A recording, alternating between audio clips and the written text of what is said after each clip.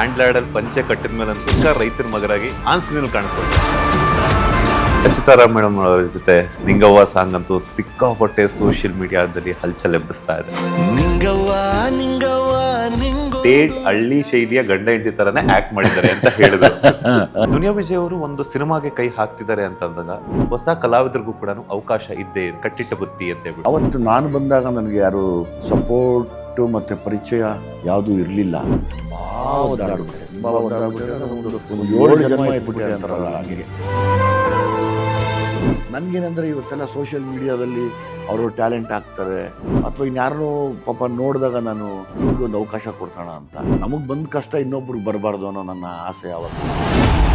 So ನಿಮ್ಮಿಬ್ಬರ ಮಕ್ಕಳು ಕೂಡ ಸಿನಿಮಾ ರಂಗಕ್ಕೆ ಎಂಟ್ರಿ ಕೊಡ್ತೀವಿ ಅಂತ ಅಂದಾಗ ನಿಮ್ಮ ರಿಯಾಕ್ಷನ್ ಹೆಂಗಿತ್ತು? ಬೇಡ ಅಂದೆ, ಆಮೇಲೆ ಇಲ್ಲ ಒಂದು ಟ್ರೈ ಮಾಡ್ತೀವಿ ಆಯ್ತು ಮಾಡಿ.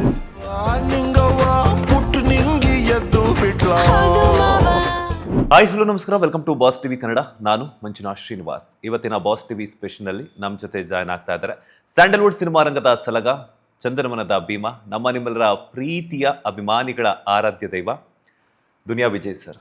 ಸರ್ ಮೊದಲನೇದಾಗಿ ನಮಸ್ತೆ. ನಮಸ್ತೆ ಮಂಜುನಾಥ್ ಅವರೇ, ಹೇಗಿದ್ದೀರಾ ಸರ್? ಸಕ್ಕತ್ತಾಗಿದ್ದೀನಿ. ಲ್ಯಾಂಡ್ ಲಾರ್ಡಲ್ಲಿ ಪಂಚೆ ಕಟ್ಟಿದ ಮೇಲಂತೂ ಸಿಕ್ಕಾಪಟ್ಟೆ ಹೆಂಗಾಗಿ ಅಂಡ್ ಪಕ್ಕ ರೈತರ ಮಗರಾಗಿ ಆನ್ ಸ್ಕ್ರೀನ್ ಕಾಣಿಸ್ಕೊಳ್ತಾರೆ. ಆಫ್ ಸ್ಕ್ರೀನಲ್ಲಿ ನೀವು ರೈತರ ಮಗ ಅಂತ ಹೇಳ್ಬಿಟ್ಟು ಎಲ್ಲ ಗೊತ್ತಿರೋವಂಥದ್ದೇ. ಹೌದು. ಸೊ ಬಹು ವರ್ಷಗಳ ನಂತರ ಪಂಚೆ ಕಟ್ಟಿರುವಂತಹ ಅನುಭವ ಹೇಗಿತ್ತು ಅಂತ? ಖುಷಿ ಅನಿಸುತ್ತೆ. ಅಂದರೆ ಒಬ್ಬ ರೈತರ ಪಾತ್ರ ಮಾಡೋದೇ ತುಂಬ ಲಕ್ಕಿ. ರೈತರ ಪಾತ್ರ ಮಾಡೋದು ಕಷ್ಟ ಆ್ಯಕ್ಚುಲಿ. ಅದು ಅವರ ನಡೆ ನುಡಿ, ಅವರ ಹಾವ ಭಾವ ಆಗಲಿ ಮತ್ತು ಆ ಮಾತಿನ ಶೈಲಿ ಆಗಲಿ, ಅದನ್ನು ನಾನು ಇಂಟ್ರೆಸ್ಟ್ ಕೊಟ್ಟು ಮಾಡಿದ್ದೀನಿ. ಎಲ್ಲ ಜನಗಳ ಆಶೀರ್ವಾದಕ್ಕೆ ಕಾಯ್ತಾ ಇದ್ದೀನಿ. ಎಷ್ಟು ವರ್ಷಗಳಾದಮೇಲೆ ದುನಿಯಾ ವಿಜಯ್ ಸರ್ ಈ ಒಂದು ಪಂಚೆಯನ್ನು ಕಟ್ಟಿದ್ರು ಅಂತ? ನಾನು ಐ ಥಿಂಕ್ ಇದು ಫಸ್ಟ್ ಟೈಮ್ ಅನ್ಕೋತೀನಿ. ನಾನು ಪಂಚೆ ಕಟ್ಟಿರೋದೇ ಫಸ್ಟ್ ಟೈಮ್ ಇದು. ಓಕೆ, ಆನ್ ಸ್ಕ್ರೀನಲ್ಲಿ? ಆನ್ ಸ್ಕ್ರೀನಲ್ಲಿ ಅಂದರೆ ಎಲ್ಲ ಸೀನಲ್ಲಿ ಕಟ್ಟಿರ್ತೀವಿ, ಬಟ್ ಎಂಟೈರ್ ಸಿನಿಮಾ ಅಲ್ಲಿ ಪಂಚೆ ಅಂತ ಕಟ್ಟಿರೋದು ಇದೆ ಪಿಕ್ಚರ್. ಓಕೆ. ಸೊ ಆಫ್ ಸ್ಕ್ರೀನಲ್ಲಿ ಏನಾದರೂ ಈ ಥರದ ಒಂದು ಟ್ರೆಡಿಷನಲ್ ಲುಕ್ಕಲ್ಲಿ ಯಾವತ್ತಾದರೂ ನಾನು ಸಖತ್ ಇಷ್ಟಪಡ್ತೀನಿ. ಪಂಚೆ ಗಿಂಚೆ ಕಟ್ಕೊಂಡು ಆರಾಮಾಗಿ ಓಡಾಡ್ತಾ ಏನು ಕೇರೆ ಮಾಡಲ್ಲ. ಆರಾಮಾಗಿ ದಾಡಿ ಎಲ್ಲ ಬಿಟ್ಕೊಂಡು ಪಂಚೆ ಕಟ್ಕೊಂಡು ಆರಾಮಾಗಿ ಇದ್ಬಿಡ್ತೀನಿ ನಾನು. ಓಕೆ ಸರ್, ನೀವು ಯಾಕಂತಂದರೆ ದುನಿಯಾ ವಿಜಯ್ ಸರ್ ಅಂದ್ರೇ ನಮಗೆ ರೈತರ ಮಕ್ಕಳು, ಯಾಕಂದರೆ ಹಳ್ಳಿ ಜೀವನ ಅದೆಲ್ಲನೂ. ನಿಮ್ಮ ಚೈಲ್ಡ್ಹುಡ್ ಡೇಸ್ ಆಗಿರ್ಬೋದು, ಅದನ್ನೇನಾದರೂ ಒಂದಷ್ಟು ಮೆಮೊರೀಸ್ನ ಮೆಲುಕು ಹಾಕೋದಾದರೆ? ಈಗ ಈ ಕಥೆ ಕೂಡ ನಮಗೆ ಮಾಡೋಕ್ಕೆ ನನಗೆ ಯಾಕೆ ಈಸಿ ಆಯಿತು ಅಂದರೆ, ನಾನು ರೈತರ ಮನೆಯಲ್ಲೇ ಇದ್ದು ಇವತ್ತಿಗೂ ನಮ್ಮ ಅಣ್ಣ ತಮ್ಮಂದರು, ನಮ್ಮ ಚಿಕ್ಕಪ್ಪ ದೊಡ್ಡಪ್ಪದಿರು ಅವರೆಲ್ಲ ರೈತರ ಇದ್ದೇನೆ. ಈಗಲೂ ಅವರು ಅದೇ ನಮ್ಮ ಕೆಲಸಗಳು ಮಾಡ್ತಾರೆ. ರೈತರು ಮಾಡುವಂಥ ಎಲ್ಲ ಕೆಲಸ ಮಾಡ್ತಾರೆ. ಸೊ ಹಾಗಾಗಿ ಅದು ನನಗೆ ತುಂಬ ಈಸಿ ಅನ್ನಿಸ್ತು ಮಾಡೋದಕ್ಕೆ. ಹೆಂಗೆ ಸೆಲೆಕ್ಟ್ ಆದರು ಅಂದರೆ, ಈಗ ನೀವು ಕೊಡುವಂತಹ ಪ್ರತಿಯೊಂದು ಸಿನಿಮಾದಲ್ಲೂ ಕೂಡ ಒಂದೊಂದು ಮೆಸೇಜ್ ಅಂತ ಓರಿಯೆಂಟೆಡ್ ಇರುತ್ತೆ. ಈಗ ಸಲಗಾದಲ್ಲಿ ಒಂಥರ ಆಗಿರ್ಬೋದು, ಭೀಮಾದಲ್ಲಿ ಡ್ರಗ್ಸ್ ಅಂತ ಆಗಿರ್ಬೋದು. ಈಗ ರೈತರ ಸಿನಿಮಾವನ್ನು ಆಯ್ಕೆ ಮಾಡಿಕೊಂಡ್ರು. ಸೊ ನೀವೇ ಚೂಸ್ ಮಾಡಿದ್ದ ಅಥವಾ ಡೈರೆಕ್ಟರ್ ಜಡೇಶ್ ಹಂಪಿ ಅವರು ಬಂದಿದ್ದು ಮಾಡಿಕೊಂಡು? ಅಲ್ಲ, ಜಡೇಶ್ ಅವ್ರ ಇಂಟೆನ್ಷನು ಕೂಡ ತುಂಬ ಚೆನ್ನಾಗಿದೆ ಇದರಲ್ಲಿ. ಇದು ಇನ್ಫಾರ್ಮೇಟಿವ್ ಆಗಿರೋದ್ರಿಂದನೇ ನಾನು ಈ ಸಿನಿಮಾ ಒಪ್ಕೊಂಡಿದ್ದು. ಖುಷಿ ಅನಿಸುತ್ತೆ. ಅಂದರೆ ಗೊತ್ತಿಲ್ಲ, ಯಾವಾಗಲೂ ಸಿನಿಮಾಲಿ ಏನೇನೋ ಪ್ರಯತ್ನ ಪಡ್ತಾ ಇರ್ತೀವಿ, ಏನೋ ಒಂದು ಇನ್ಫಾರ್ಮೇಷನ್ ಕೊಡೋಣ, ಅದು ಪಾಸಿಟಿವ್ ಆಗಿ ಎಲ್ರಿಗೂ ಮುಟ್ಲಿ ಅಂತ. ಅದೇ ಥರ ಇದನ್ನು ಕೂಡ ಯೋಚನೆ ಮಾಡಿರೋದು. ಈಗ ನೀವು ಡೈರೆಕ್ಟರ್ ಕೆಲಸ ಮಾಡಿದ್ಮೇಲೆ ಕೆಲವೊಂದು ಸಲ ಏನಾಗುತ್ತೆ ಅಂತಂದರೆ, ನಿಮ್ಮ ವರ್ಷನ್ ಒಂಥರ ಬರುತ್ತೆ. ಈಗ cinema end of the day director version ಆಗಿರ್ಬೋದು, ಹೀರೋ ವರ್ಷನ್ ಆಗಿರ್ಬೋದು, ಹೀರೋಯಿನ್ ವರ್ಷನ್ ಆಗಿರ್ಬೋದು, ಒಳ್ಳೆ ಔಟ್ಪುಟ್, ಒಳ್ಳೆ ಅಭಿಮಾನಿಗಳಿಗೆ ಕೊಡುವಂತಹ ಉದ್ದೇಶ ಆಗಿರುತ್ತೆ. ಸೊ ಲ್ಯಾಂಡ್ ಲಾರ್ಡ್ ಕತೆ ಕೇಳಿದ ಮೇಲೆ ನೀವೇನಾದರೂ ಒಂದಷ್ಟು ಇನ್ಪುಟ್ಸನ್ನು ಕೊಟ್ಟಿದ್ದುಂಟಾ ಅಂತ? ಇಲ್ಲ, ಇದೊಂದು ಟೀಮ್ ವರ್ಕ್ ಥರ ಮಾಡ್ತೀವಿ ಇಲ್ಲಿ. ಅಂದರೆ ರೆಗ್ಯುಲರ್ಲಿ ಈಗ ನಾವು ನಮ್ಮ ಪಾತ್ರ ಅಂತ ಬಂದಾಗ ನಮ್ಗೆ ಈ ಥರ ಮಾಡಿದ್ರೆ ಏನು ಅಂತ ಡಿಸ್ಕಸ್ ಮಾಡಿ ಡೈರೆಕ್ಟ್ರನ್ನ ಕೇಳಿ. ಜಡೇಶ್ಗೂ ಅದೆಲ್ಲ ಇಷ್ಟ, ಇಂಪ್ರೂವೈಸ್ ಮಾಡೋದು. ಜಡೇಶ್ಗೂ ಸಖತ್ ಇಂಟ್ರೆಸ್ಟ್ ಯಾವಾಗಲೂ ಸಿನಿಮಾ ಸೀನು, ನಾವೆಲ್ಲ ಇದೇ ಮಾತಾಡ್ತೀವಿ. ಇನ್ಫ್ಯಾಕ್ಟ್ ಬೆಳಿಗ್ಗೆನೂ ಏನಕ್ಕೋ ಸಿಕ್ಕಿದ್ವಿ, ನಾನೇನೋ ಇನ್ಸಿಡೆಂಟ್ ಹೇಳಿದೆ, ಸರ್ ಒಳ್ಳೆ ಸೀನ್ ಅಲ್ವಾ ಸರ್ ಇದು ಅಂದರು. ಸೊ ಹಿಂಗೆ ನಾವೆಲ್ಲ ಲೈಕ್ ಒಂದೇ ಮನಸ್ಥಿತಿ ಇರೋರು ಸಿನಿಮಾ ವಿಷಯದಲ್ಲಿ. ಸರ್, ಈಗ ರಚಿತಾರಾಮ್ ಮೇಡಮ್ ಅವರ ಜೊತೆ ನಿಂಗವ್ವ ಸಾಂಗ್ ಅಂತೂ ಸಿಕ್ಕಾಪಟ್ಟೆ ಸೋಷಿಯಲ್ ಮೀಡಿಯಾದಲ್ಲಿ ಹಲ್ಚಲ್ ಎಬ್ಬಿಸ್ತಾ ಇದೆ. ಸೊ ಆ ಒಂದು ಪಂಚೆ ಕಟ್ಕೊಂಡು ಮೇಡಮು ಕೂಡ ಟ್ರೆಡಿಷನಲ್ ಲುಕ್ಕಲ್ಲಿ. ಹೌದು. ನಾನು ಮೊನ್ನೆ ಸತ್ಯಪ್ರಕಾಶ್ ಸರ್ ಜೊತೆ ಮಾತಾಡ್ತಿದ್ದೆ. ಹಿಂಗೇನೆ ಮಾತಾಡ್ತಿರ್ಬೇಕಾದ್ರೆ ಹೇಳಿದ್ರು, ಇವರ ಆನ್ ಸ್ಕ್ರೀನ್ ಬಾಂಡಿಂಗ್ ಯಾವ ಥರ ಇದೆ ಅಂದರೆ, ಹಳ್ಳಿ ಕಡೆ ಈ ಮಕ್ಕಳೆಲ್ಲ ಮನೆ ತುಂಬ ತುಂಬ್ಕೊಂಡಿರ್ತಾರೆ. ಸೊ ಅಂಥ ಒಂದು ಸಂದರ್ಭದಲ್ಲಿ ಏನಾಗುತ್ತೆ ಅಂದರೆ ಹಳ್ಳಿ ಕಡೆ ಮನೆ ಅಂತಂದ್ರೆ ನಿಮಗೆ ಗೊತ್ತಿರುತ್ತೆ, ದವಸ ಧಾನ್ಯಗಳೇ ತುಂಬಿಕೊಂಡಿರುತ್ತೆ, ಮಕ್ಕಳಿಗೆ ಆಗಿರ್ಬೋದು, ನಾವು ಮನೆ ಕೊಡೋದಕ್ಕೆ ಸ್ವಲ್ಪ ಜಾಗ ಇರ್ತೈತೆ. ಅಂಥ ಒಂದು ಸಂದರ್ಭದಲ್ಲಿ ರೊಮ್ಯಾನ್ಸ್ ಮಾಡೋದಕ್ಕೆ ಟೈಮ್ ಸಿಗಲ್ಲ. ಅಂಡ್ ಹಾಗೆಯೇ ಎಲ್ಲರೂ ಮಕ್ಕಳೆಲ್ಲನೂ ಮನೆ ತುಂಬ ಇರ್ತಾರಲ್ಲ, ಸೊ ಹಾಗಾಗಿ ಸೊ ದುನಿಯಾ ವಿಜಯ್ ಸರ್ದು ಕೂಡ ಆ ಥರದ ರೊಮ್ಯಾಂಟಿಕ್ ಸೀನ್ಸ್ ಎಕ್ಸ್ಪೆಕ್ಟ್ ಮಾಡಬಹುದು. ಅದ್ರ ಜೊತೆಗೆ ಮೇಡಮ್ ಅವ್ರ ಕ್ಯಾರೆಕ್ಟರೈಸೇಷನ್ ಆಗಿರ್ಬೋದು, ಆ ಥರ ಒಂದು ಸ್ಟೇಟ್ ಹಳ್ಳಿ ಶೈಲಿಯ ಗಂಡ ಹೆಂಡತಿ ಥರನೇ ಆ್ಯಕ್ಟ್ ಮಾಡಿದ್ದಾರೆ ಅಂತ ಹೇಳಿದ್ರು. ಸೊ ಅಂದರೆ ಅದು ಸುಮಾರು ಮನೇಲಿ ಸಮಸ್ಯೆನೇ ಅಲ್ವಾ ಅದು. ಚಿಕ್ಕ ಮನೆ ಇದ್ದಾಗ ಪಾಪ ಗಂಡ ಹೆಂಡತಿ ಕೂತ್ ಮಾತಾಡೋಕ್ಕಾಗಲಿ, ಅನ್ಯೋನ್ಯವಾಗಿ ಇರೋಕ್ಕಾಗಲಿ ಮಕ್ಕಳ ಕಾಟ ಇದ್ದೇ ಇರುತ್ತೆ, ಅಥವಾ ಜನ ಹೋಗಿ ಬರೋರ ಕಾಟ ಜಾಸ್ತಿ ಇರುತ್ತೆ. ಎಲ್ಲವನ್ನೂ ಕಣ್ತಪ್ಪಿಸಿ ರೊಮ್ಯಾನ್ಸ್ ಮಾಡೋದೇ ಸ್ವಲ್ಪ ಕಷ್ಟ ಪಾಪ ಕೆಲವರಿಗೆ. ಹಂಗೆ ಅದನ್ನು ಒಂಚೂರು ಯೋಚನೆ ಮಾಡಿದ್ರು ಡೈರೆಕ್ಟ್ರು. ಸೊ ಅದಕ್ಕೊಂದಷ್ಟು ಎಲ್ಲ ಸೇರಿ ಇದು ಹಿಂಗೆ ಆ್ಯಕ್ಟ್ ಮಾಡಿದ್ರೆ ಹೆಂಗಿರುತ್ತೆ, ಹಿಂಗೆ ಲೈಕ್ ಬಿಹೇವ್ ಮಾಡಿದ್ರೆ ಹೆಂಗಿರುತ್ತೆ ಅಂತ ಯೋಚನೆ ಮಾಡ್ಕೊಂಡು ಮಾಡಿದ್ದು. ಅದು ಹೆಂಗಿತ್ತು ಸರ್ ಸಾಂಗ್ ಮೇಕಿಂಗ್ ಟೈಮಲ್ಲೆಲ್ಲ? ತುಂಬ ಎಂಜಾಯ್ ಮಾಡಿದ್ದೀವಿ, ಸಿಕ್ಕಾಪಟ್ಟೆ ಎಂಜಾಯ್ ಮಾಡಿದ್ದೀವಿ. ನೀವು ಒಂದು ಸೋಷಿಯಲ್ ಮೀಡಿಯಾದಲ್ಲಿ ಒಂದು ವಿಡಿಯೋ ಕೂಡ ಬಿಟ್ಟಿದ್ರಿ, ಬಿಕಾಸ್ ಯಾಕಂತಂದ್ರೆ ಎಲ್ಲ ಇಡೀ ಸೆಟ್ನೇ ನೀವು ಪರಿಚಯ ಮಾಡ್ಕೊಳ್ತಿರ್ತೀರ. ಹೌದು. ಸೊ ಅಂಥ ಸಂದರ್ಭದಲ್ಲಿ ಹೆಂಗಿತ್ತು ಅಂತ? ನನಗೆ ಯಾವಾಗ್ಲೂ ಈ ಯಾರು ದುಡಿತಾರೋ ಕಷ್ಟಪಟ್ಟು ಶ್ರಮಿಕರು ಯಾರು ಇದ್ದಾರೋ ಅವ್ರನ್ನೆಲ್ಲ ಪರಿಚಯ ಮಾಡಿಕೊಡ್ಬೇಕು ಅನ್ನೋ ಆಸೆ. ಯಾಕಂದರೆ ನಾವು ಅದೇ ಥರನೇ ಕಷ್ಟಪಟ್ಟಿರೋರು. ಆಮೇಲೆ ಇವತ್ತಿಗೂ ಕೂಡ ಒಬ್ಬ ಹೀರೋ ಅಂದರೆ ತಮಾಷೆ ವಿಷಯ ಅಲ್ಲ, ಹೀರೋ ಸಮೇತ ಕಷ್ಟಪಡಬೇಕು. ಅಲ್ಲಿ ನಮ್ಮನ್ನು ತೋರಿಸೋದಕ್ಕೆ ಪಾಪ ಉದಾಹರಣೆಗೆ ನಿಂತಿರುವಂಥ ಇವರು ನಮ್ಮ DOPs ಆಗ್ಬೋದು, ಲೈಟ್ ಹಿಡಿಯುವಂಥ ಮಕ್ಕಳಾಗ್ಬೋದು, ಅವರೆಲ್ಲ ತುಂಬ ಬಡತನದಿಂದ ಬಂದಿರ್ತಾರೆ. ಮತ್ತು ಅವ್ರಿಗೆ ತುಂಬ ಸೌಲಭ್ಯಗಳಿರಲ್ಲ.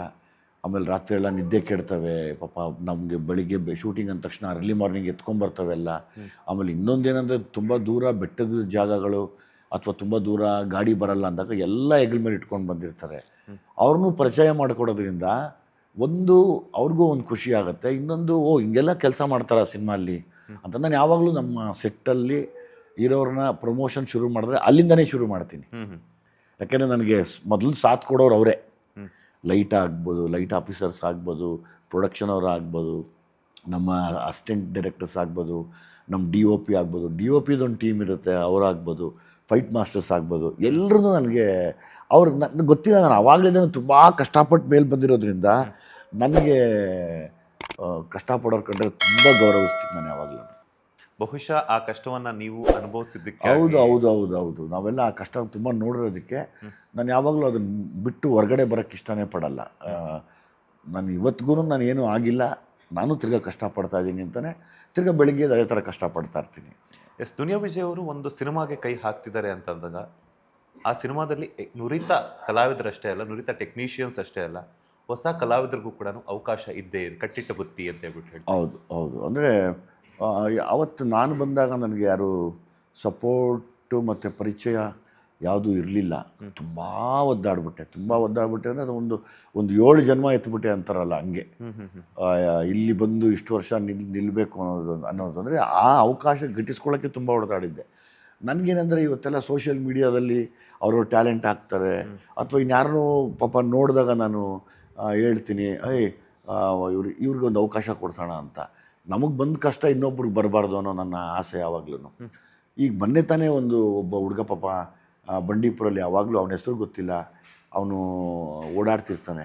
ಅವನಿಗೂ ನಾನು ಸೀರಿಯಸ್ ಆಗಿ ಬೈದೆ, ನೋಡು ಹಿಂಗೆಲ್ಲ ಬಂದು ನಿಂತ್ಕೋಬೇಡ, ಹೋಗು ನಾಟಕಾಭ್ಯಾಸ ಮಾಡು, ಆಮೇಲೆ ನಿನಗೆ ಅವಕಾಶ ಸಿಕ್ಕಿದಾಗ ಡೈಲಾಗ್ ಹೇಳ್ತೀನಿ ಅಂತ ಹೇಳು. ಎಲ್ಲೋ ಒಂದು ದಿವಸ ನಿನಗೆ ಡೈಲಾಗ್ ಹೇಳಿಸಿ ಸಿಕ್ಕಾಕೊಂಡ್ರೆ ನೀನು ಚೆನ್ನಾಗಿ ಮಾಡಿಬಿಟ್ರೆ ಆ ಸ್ಪಾಟಲ್ಲಿ ಅದು ನಿನ್ನ ಬೆಳವಣಿಗೆಗೆ ಸಹಾಯ ಆಗುತ್ತೆ. ಇಲ್ಲ ಅಂತಂದರೆ ಏನು ಮಾಡ್ತಾರೆ, ನಮ್ಮ ಇಂಡಸ್ಟ್ರಿಯಲ್ಲಿ ಕರೆದು ನಿಲ್ಲಿಸಿ ಏನು ಬೇಕೋ ಎಲ್ಲ ಸೇವೆ ಮಾಡಿಸ್ಕೊಂಡು ಕೈ ಬಿಟ್ಬಿಡ್ತಾರೆ. ಅದು ನನಗಿಷ್ಟ ಇಲ್ಲ. ಒಂದು ಚಿಟಿಕೆ ಹೊಡೆಯೋದ್ರಲ್ಲಿ ಏನಾದ್ರೂ ಹೇಳೋದಾದರೆ, ಬಿಕಾಸ್ ಯಾಕೆಂತಂದರೆ ನೀವು ಹೇಳಿದ್ರಿ ಸಾಕಷ್ಟು ಸ್ಟ್ರಗ್ಲಿಂಗ್ಸು, ಸಾಕಷ್ಟು ಅವಮಾನಗಳನ್ನು ಪಡೆದಿದ್ದೀನಿ ಅಂತ ಹೇಳ್ಬಿಟ್ಟು, ಆ ಒಂದು ನೆನಪುಗಳನ್ನು ಈಗೇನಾದರೂ ಯಾವ ಸಂದರ್ಭದಲ್ಲಾದ್ರೂ ಬಂದೇ ಬರುತ್ತೆ. ಬಿಕಾಸ್ ನೀವೇ ಹೇಳಿದ್ರಿ ಹೊಸಬ್ರನ್ನ ಸೆಲೆಕ್ಟ್ ಮಾಡ್ಕೋಬೇಕಾದ್ರೆ ಒಂದಷ್ಟು ವರ್ಷಗಳ ಹಿಂದೆ ನಾನು ಕೂಡ ಇಂಥ ಒಂದು ಸಿಚುವೇಶನಲ್ಲಿದ್ದೆ, ಈ ಥರ ಕಷ್ಟವನ್ನು ನಾನು ಫೇಸ್ ಆ ಥರ ಎಷ್ಟು ಹೇಳಿದ್ರೆ ನಿಮ್ಗೊಂದು ವಾರ ಹೇಳ್ಬೋದು ನಾನು. ಅಂದರೆ ನಾನು ಹೀರೋ ಹಾಕಿನ ಮುಂಚೆನೇ 10 ವರ್ಷ ಕಷ್ಟಪಟ್ಟಿದ್ದೆ. ಯೋಚನೆ ಮಾಡಿ, ಹೀರೋ ಹಾಕಿನ ಮುಂಚೆನೇ 10 ವರ್ಷ. ನಾನು ಹೀರೋ ಆದಾಗ ನನಗೆ 32 ವರ್ಷ. ಅಂದರೆ ನಾನು ಆಲ್ಮೋಸ್ಟ್ ನಿಮಗೆ ಒಂದು 20 ವರ್ಷಕ್ಕೆ 22 ವರ್ಷಕ್ಕೆ 23 ವರ್ಷಕ್ಕೆ ನಾನು ಅಂದ್ಕೊಂಡ್ರೆ ಯೋಚನೆ ಮಾಡಿದ್ರೆ ಅದು 32ನೇ ವರ್ಷಕ್ಕೆ ಸಿಕ್ತು. ಹೀರೋ ಆಗುವಂಥ ಭಾಗ್ಯ. ಅದ್ರ ತಕ್ಕನಾಗೆ ಜನ ಆಶೀರ್ವಾದ ಮಾಡಿಬಿಟ್ರು. ಎಲ್ಲವನ್ನು ಮೀರಿ ಅದು ನನಗೆ ಅದೃಷ್ಟ ಆಯಿತು. ಜನ ಯಾವತ್ತು ಆಶೀರ್ವಾದ ಮಾಡಿದ್ರು ಅದೇ ನನಗೆ ಅದೃಷ್ಟ ಬದುಕಲ್ಲಿ.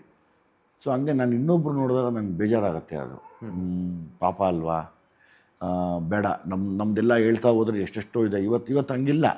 ಇವತ್ತು ಟ್ಯಾಲೆಂಟೆಡ್ಸು ಅವ್ರ ಟ್ಯಾಲೆಂಟ್ಸ್ನ ಸೋಷಿಯಲ್ ಮೀಡಿಯಲ್ಲಿ ಹಾಕ್ತಾರೆ, ಎಲ್ಲೋ ರೀಲ್ಸ್ ಮಾಡಿ ಹಾಕ್ತಾರೆ. ಅಲ್ಲಿ ನಮಗೆ ಸೆಲೆಕ್ಷನ್ ಈಸಿ ಆಗುತ್ತೆ. ಆವಾಗ ನಮ್ದು ಹಂಗಲ್ಲ. ಫೋಟೋಗಳು ಹಿಡ್ಕೋತಾ ಇದ್ವಿ. ಆ ಫೋಟೋ ನಿಮ್ಗೆ ಗೊತ್ತಾ, ರೀಲ್ಸು, ಅದು ಅದರಲ್ಲಿ ರೀಲ್ ಯಾವಾಗ ಜೊತೆಲಿ ಇಟ್ಕೋತಾ ಇದ್ವಿ, ಫೋಟೋ ಇಟ್ಕೋತಾ ಇದ್ವಿ. ಆ ಫೋಟೋನ ಬೆಳಿಗ್ಗೆನೇ ಹೋಗೋದು, ಪ್ರೊಡಕ್ಷನ್ ಮ್ಯಾನೇಜರ್ಗೆ ಕೊಡೋದು, ಇನ್ಯಾರೋ ಡೈರೆಕ್ಟರ್ಗೆ ಕೊಡೋದು. ಅದು ಖಾಲಿ ಆಗಿದ ತಕ್ಷಣ ತಿರ್ಗಾ ನಮ್ಮ ಹತ್ರ ದುಡ್ಡು ಇರ್ತಾ ಇರಲಿಲ್ಲ.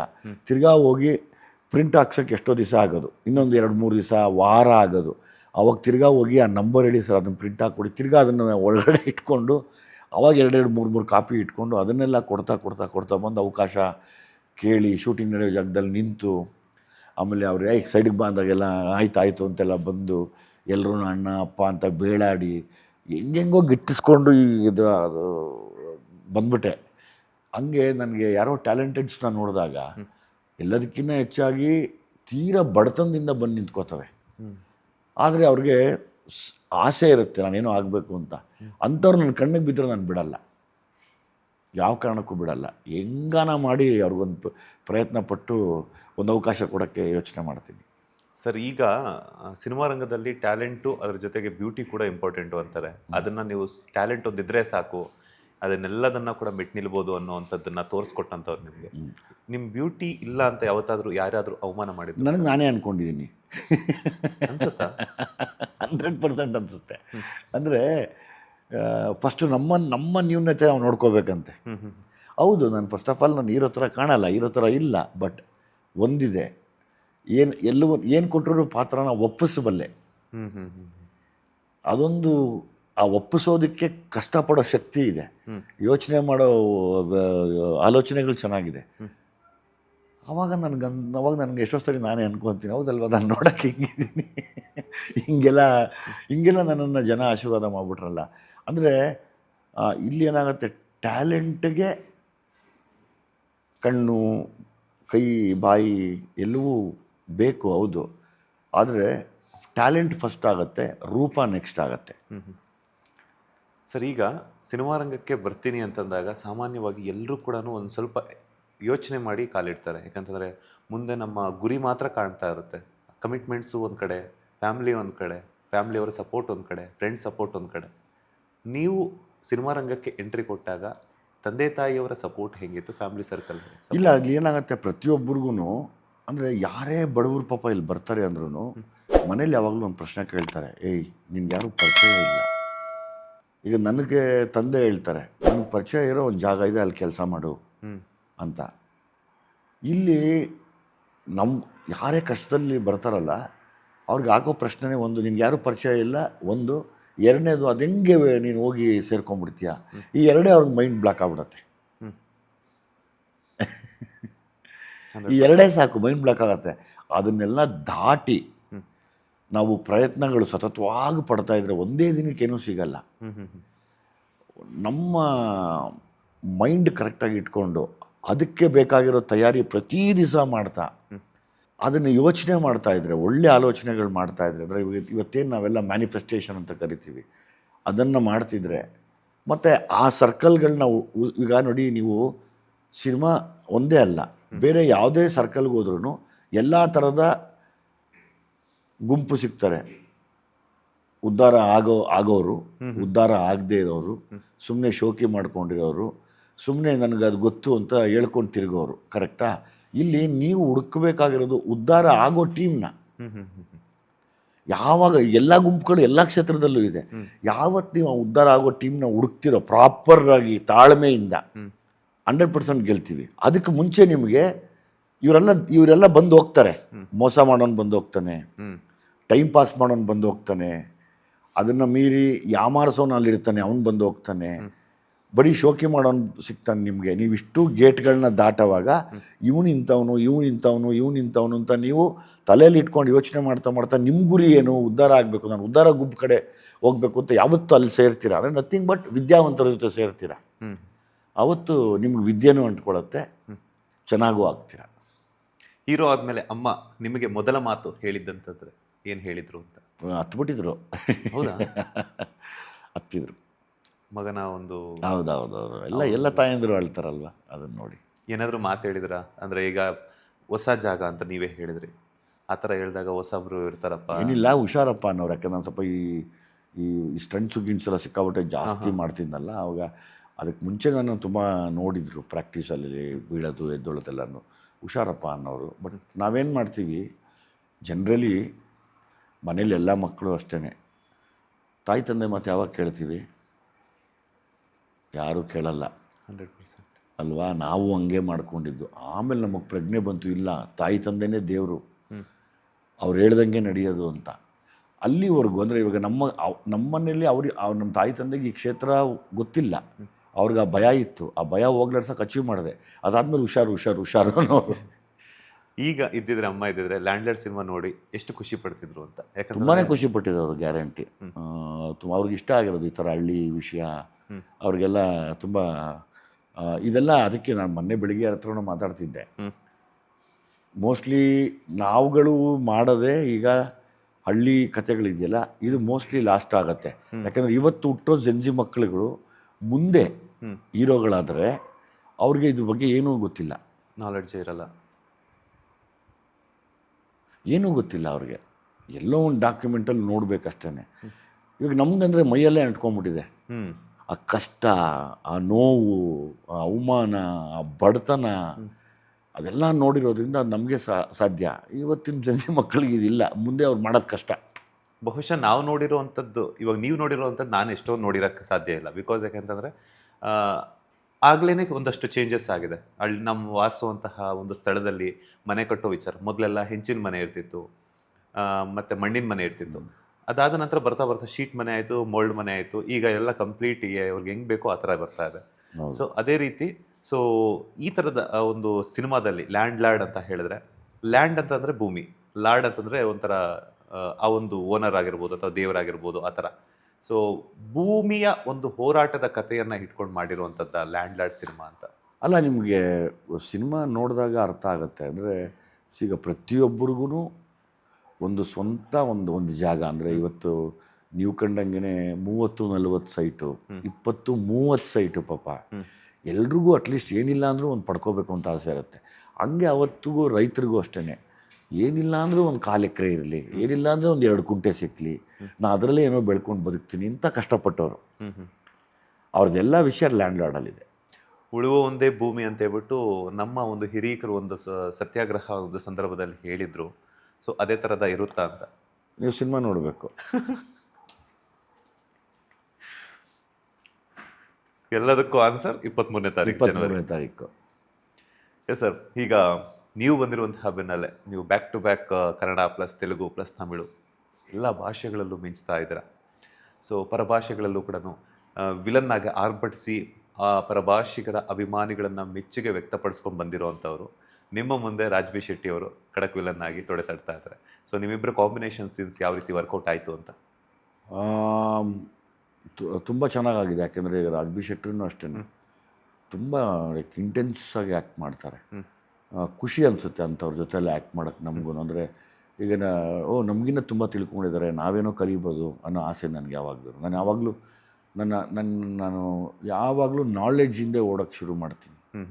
ಅದನ್ನು ನೇಚರ್ ನನಗೆ ಏನು, ನಿಮ್ಮ ಹತ್ರ ಏನು ನಾಲೆಡ್ಜ್ ಇದೆ, ನಾನೇನು ಕಲಿಬೋದು ಅಂತ. ಹಂಗೆ ನಮ್ಮಿಬ್ಬರು ಕಾಂಬಿನೇಷನ್ ಸಿಕ್ಕಾಪಟ್ಟೆ ವರ್ಕ್ ಆಗಿದೆ. ಅವರು ತುಂಬ ನಾಲೆಡ್ಜ್ ಇದೆ, ತುಂಬ ಓದ್ಕೊಂಡಿದ್ದಾರೆ, ಖುಷಿ ಅನಿಸುತ್ತೆ.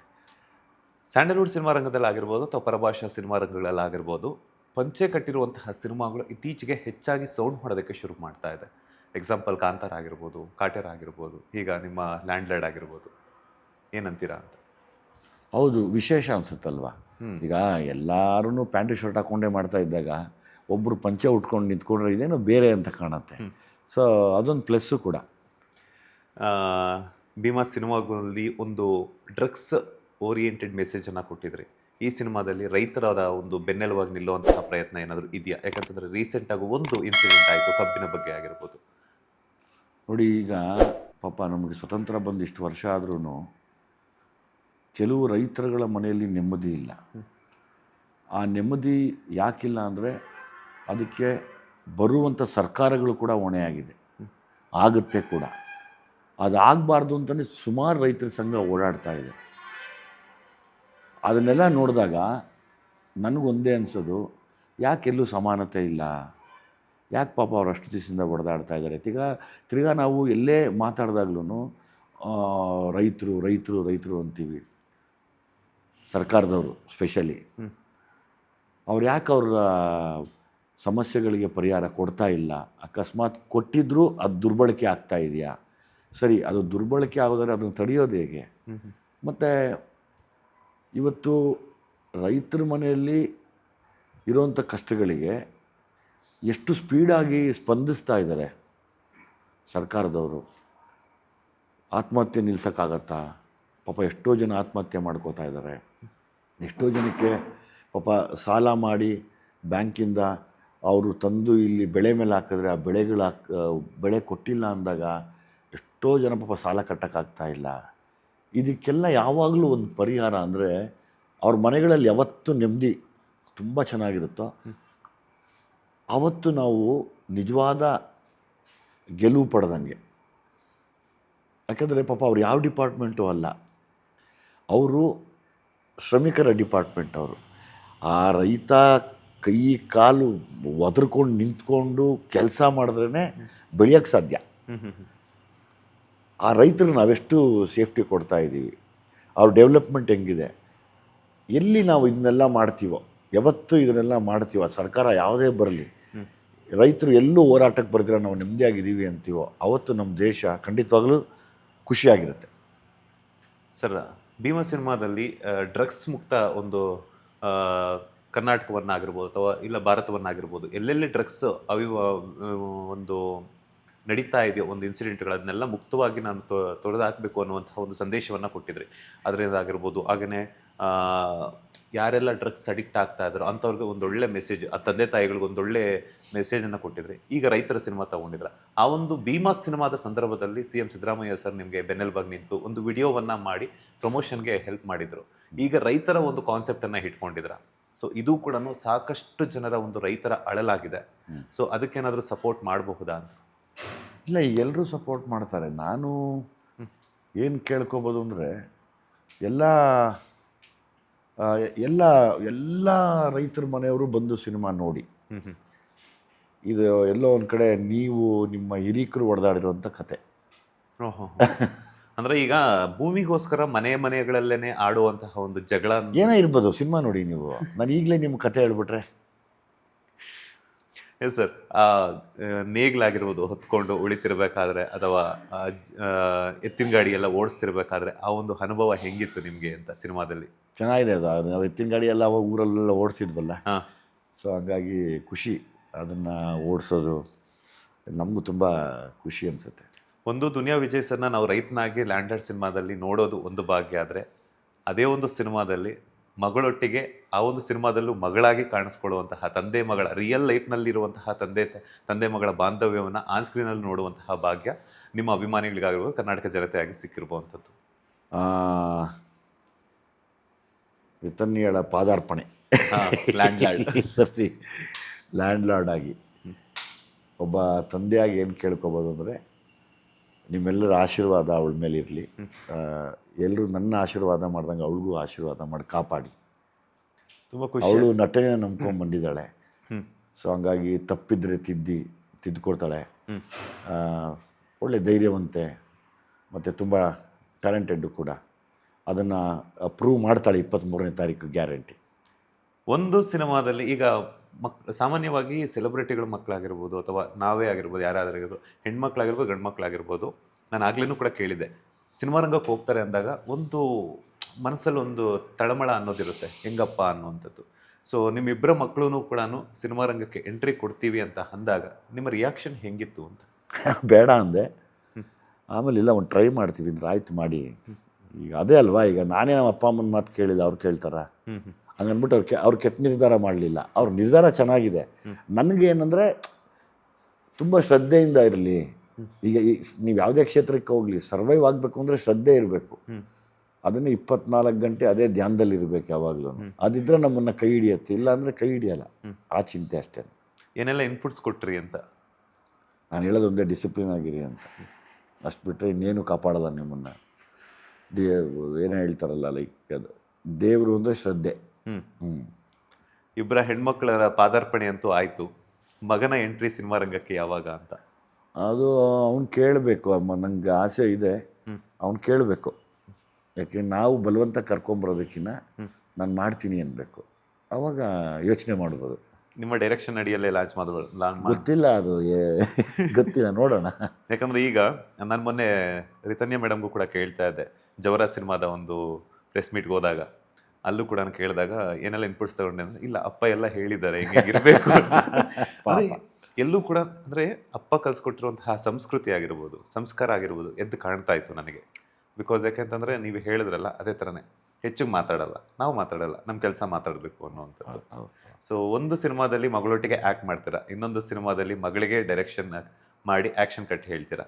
ಸೊ ಹಾಗಾಗಿ ಮುಂದೆ ನೀವಾಗಿರ್ಬೋದು, ನೀವಿಬ್ಬರ ಹೆಣ್ಮಕ್ಳಾಗಿರ್ಬೋದು, ಅದ್ರ ಜೊತೆಗೆ ನಿಮ್ಮ ಮಗ ಆಗಿರ್ಬೋದು, 4 ಜನನ ಬೆಳ್ಳಿ ಪರದೆಯಲ್ಲಿ ನೋಡುವಂತಹ ಭಾಗ್ಯ ಸಿಕ್ಕರೆ ನಿಮ್ಮ ಅಭಿಮಾನಿಗಳಿಗೆ ಸಿಕ್ಕಾಪಟ್ಟೆ ಸಂತೋಷ ಆಗುತ್ತೆ ಅಂತ. ಎಲ್ಲ ಒಳ್ಳೆಯದು ಆ ಟೈಮ್ ಬಂದಾಗ ನಡೆಯುತ್ತೆ. ಅದು ಬರಲಿ ಅಂತ ನಾನು ಕಾಯ್ತಾ ಇರ್ತೀನಿ ಯಾವಾಗಲೂ. ಎಸ್ ಸರ್, ಲ್ಯಾಂಡ್ಲಾರ್ಡಲ್ಲಿ ಯಾವ ಥರದ ಒಂದು ದುನಿಯಾ ವಿಜಯ್ ಸರ್ ಅವರ ಆ್ಯಕ್ಟಿಂಗ್ನ ಎಕ್ಸ್ಪೆಕ್ಟ್ ಮಾಡಬಹುದು? ಅಲ್ಲಿ ಒಬ್ಬ ಪ್ಯೂರ್ ಒಬ್ಬ ಎಲ್ಲ ರೈತರು ಇನ್ನೋಸೆನ್ಸ್ ಪಾಪ. ಯಾವಾಗಲೂ ಎಲ್ಲ ರೈತರು ನಾನು ನೋಡಿದ್ದೀನಿ. ಆ ಒಂದು ಇನ್ನೋಸೆನ್ಸ್ನ ಟ್ರೈ ಮಾಡಿದ್ದೀನಿ ನಾನು. ಈಗ ಮಿತ್ರ ಅವರೊಟ್ಟಿಗೆ ಆ್ಯಕ್ಟ್ ಮಾಡಿರುವಂಥದ್ದಾಗಿರ್ಬೋದು, ಅದಕ್ಕೆ ಡೈಲಾಗ್ಸನ್ನು ಬರೆದಿರುವಂತಹ ಮಾಸ್ತಿ ಸರ್ ಆಗಿರ್ಬೋದು, ಸಾಕಷ್ಟು ವರ್ಷಗಳ ಒಡನಾಟ ಇದೆ. ಸೊ ಆ ಡೈಲಾಗ್ಸ್ ಬಗ್ಗೆ ಹೇಳೋದಾದರೆ, ಈ ಸರಿ ಡೈಲಾಗ್ಗೆ ಶ್ರೀಕಾಂತ್, ಮಾಸ್ತಿ ಎಲ್ಲ ಕೂತಿದ್ರು. ಸೊ ನಮ್ಮ ಮಾಸ್ತಿ ಆಸ್ ಇಟ್ ಈಸ್ ನಿಮ್ಗೆ ಗೊತ್ತಿರೋಂಗೆ ಕೂತ್ರೆ ಬಿಡೋದಿಲ್ಲ ಮನುಷ್ಯ. ಸ್ವಲ್ಪ ತಲೆ ಕೆಡಿಸ್ಕೋಬೇಕು ಅಷ್ಟೇ. ಕೆಡಿಸ್ಕೊಂಡ್ರೆ ಸರಿಯಾಗಿ ಎಲ್ಲ ಬಿಲ್ಲು ಬಾಣದ ಶಾಟ ಇರುತ್ತೆ. ಖುಷಿ ನನಗೆ ಅವ್ನು ಮಾಸ್ತಿ ಅಂದರೆ ಖುಷಿ. ಓಕೆ ಸರ್, ಹಾಗೇನೆ ಇನ್ನೊಂದೇನಂತಂದರೆ, ಈ ಸಿನಿಮಾ ಯಾಕೆಂದರೆ ಎಷ್ಟೋ ಕಡೆ ಹಳ್ಳಿಯ ಒಂದು ಸೆಟ್ಗಳನ್ನು ಹಾಕಿ ಮಾಡಲಾಗಿದೆ ಅಂತ ಹೇಳ್ಬಿಟ್ಟು, ಸಾಕಷ್ಟು ಟೈಮ್ ಕೂಡ ಹಿಡಿತು ಅಂತ ಹೇಳ್ಬಿಟ್ಟು, ಅಂದರೆ ಶೂಟ್ ಏನಾದರೂ ಮಾಡಲಾಯ್ತಾ ಯಾವುದಾದ್ರೂ ಒಂದಷ್ಟು ಸೀನ್ಸನ್ನು? ತುಂಬ ನಮ್ಮ ಜಡೇಶ್ ತುಂಬ ಏನು ಹೇಳ್ತಾರೆ, ಲೈಕ್ ಆ್ಯಕ್ಯುರೇಟಾಗಿ ಏನು ಬೇಕೋ ಅದನ್ನು ತೆಗಿತಾರೆ. ಸೊ ಹಂಗಾಗಿ ಆ ಥರದ್ದು ಯಾವ ಸಂದರ್ಭಗಳು ಬಂದಿಲ್ಲ. ಸಾಕಷ್ಟು ಅನುಭವವನ್ನು ಹೊಂದಿರ್ತಾರೆ ದುನಿಯಾ ವಿಜಯ್ ಸರ್. ಈಗಿನ ಒಂದು ಜನ್ರೇಷನ್ಗೆ ಏನಾದರೂ ಒಂದು ಟಿಪ್ಸ್ ಕೊಡುವಂಥದ್ದು, ಅಪ್ಕಮಿಂಗ್ ಸ್ಟಾರ್ಸ್ ಅಥವಾ ಅಪ್ಕಮಿಂಗ್ ಕಲಾವಿದರು ಬರುವಂಥವ್ರಿಗೆ? ಇದು ತುಂಬ ಒಳ್ಳೆಯ ಪ್ರಶ್ನೆ ನೀವು ಕೇಳಿದ್ದು. ಇವತ್ತು ಯಾರೇ ಹೊಸಬ್ರು ಬರಲಿ, ದಯಮಾಡಿ ಇಲ್ಲಿ ಒಂದಷ್ಟು ಫೇಕ್ ಆ್ಯಕ್ಟಿಂಗ್ ಸ್ಕೂಲ್ಗಳು ಉಟ್ಕೊಂಡಿದ್ದಾವೆ. ಸುಮ್ಮನೆ ನಿಮ್ಮ ಹತ್ರ ದುಡ್ಡು ವಸೂಲಿ ಮಾಡಿಕೊಂಡು, ಆ ದುಡ್ಡು ತಿನ್ಕೊಂಡು ನಿಮಗೇನು ಕಲಿಸ್ದಿರ, ಸುಮ್ಮನೆ ನಿಮ್ಮನ್ನು ಹಂಗೆ ಮಾಡ್ತೀವಿ ಹಿಂಗೆ ಮಾಡ್ತೀವಿ ಅಂತ ಒಂದಷ್ಟು ಜನದ ಫೋಟೋಗಳು ತೋರಿಸ್ಕೊಂಡು ನಿಮ್ಮ ಒಳ್ಳೆ ಸಮಯನ ಹಾಳು ಮಾಡ್ತಾ ಇದ್ದಾರೆ.